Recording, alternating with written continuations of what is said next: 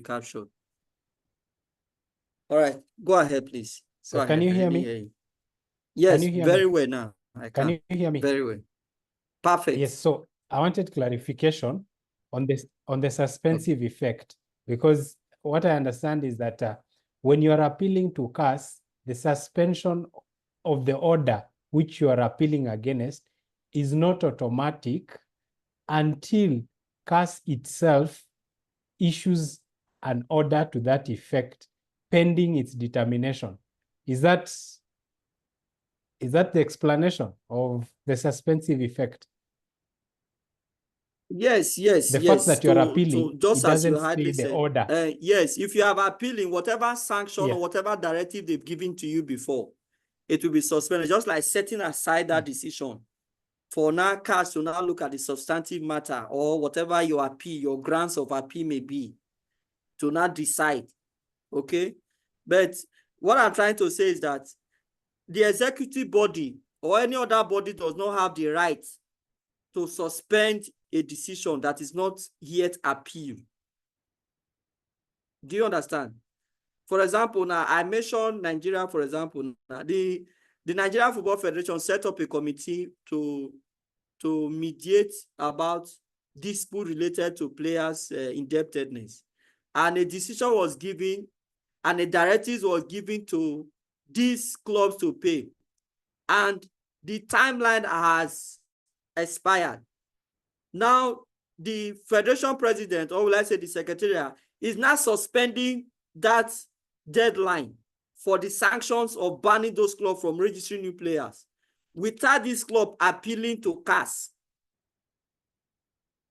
So what I'm trying to explain to you from that particular regulation is that no other person have the right to implement a suspensive effect unless an appeal to CAS, especially a decision that has been said it is final. I hope you are clear.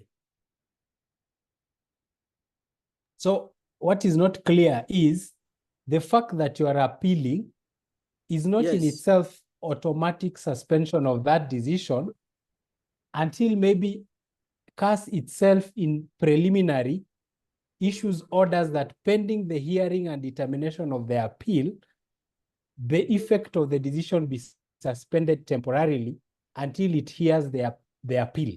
That's what I wanted clarification, because I think that's where it's not clear. Okay, like most decisions that are being taken, in most instances, it is stated that the decision will have a suspensive effect if it is appealed. Okay, it say it is when it is appealed, it's at least the effect will be suspended until that appeal is now determined. So I understand your position that CAS will actually be the one to give the directive that the effect of that decision is suspended till the matter is now determined. So for example, now if it's a decision between a player and a club, for example, and it is now decided that a club is suspended from registering new players, and the club decided to appeal, that decision on its own from registering new player will be suspended until the appeal is heard. And most time, that caveat is always included in that decision, that this decision will be suspended if it is appealed within 21 days calendar.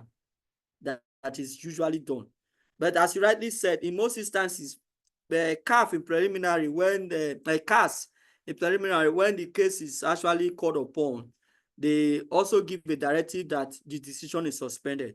You know why FIFA usually include that suspension in their decision is that, you know, when cases are submitted to CAS, convening them sometimes takes a long time. So if you say, okay, we have to wait till the directive of CAS to suspend that decision, meaning that it would have been implemented and the party would have suffered from it when he has already started the process of appeal. I hope that one is still clear a little.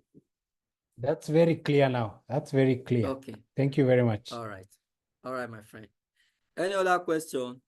Yeah, please, can you explain this a little more on that's page 31.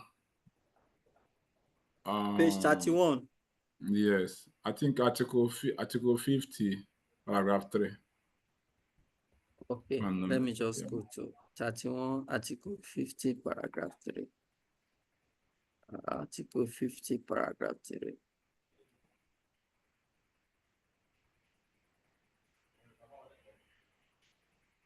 Okay, article 50, paragraph 3, talking about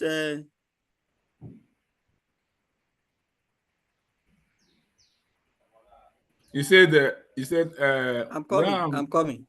Okay. I'm coming.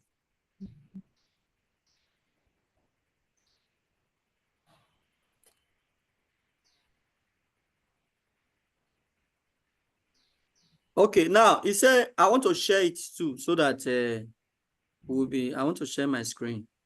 Okay. We're talking about the cases that CAS cannot deal with, or you cannot bring before CAS. Any violation of the laws of the game. Okay, there are some laws of the game that have been stated. So if there's a violation, you cannot appeal it to CAS. A suspension of up to 4 matches or up to 3 months. You cannot bring it to CAS. The only one you can bring to CAS may be a suspension that is related to doping, that is drug usage. Then C part of paragraph 3 say, decision of the football tribunal concerning recognition of a national dispute resolution chamber. So if the, for example now, you complain to FIFA that the football tribunal is not recognizing or should not recognize the national dispute resolution chamber, CAS said it does not concern him, or it will not act, or it will not hear any appeal arising from it. And lastly, CAS will not deal with any appeal that is related to decision against which an appeal to an independent and duly constituted arbitration tribunal recognized under the rules of an association or confederation. So if an independent body take a decision that is recognized by the association, CAS will also decide on it. Now, anybody that is set up to try a case, they will set up the terms. So what CAS is also saying here, if it's an independent body from maybe a member association that is duly constituted to handle a tribunal, CAS will not also listen to it. I hope you are clear. Clear. I'm very clear. I'm Eddie, very clear. Is there any the last one? Any case that can Yeah. be taken to agent chambers? But I have not heard of any case taken to any agent chambers. For now, cases that can be taken to agent chamber. Number one, cases between an agent and a player, cases between an agent and a coach, cases between an agent and a club, and cases between an agent and a league body, because those are the parties that they work with. Those cases can be taken before an agent chamber. But okay, for now, because of part of the regulation of the FFARO that is suspended, the agent chamber have not sat to look at those disputes. Thank you. All right, Samuel, please go ahead. Eddie, the last question. Yes. Now, mentally, I find it difficult to make a clear distinction when you talk about the 3 judicial bodies of FIFA, which we have covered today.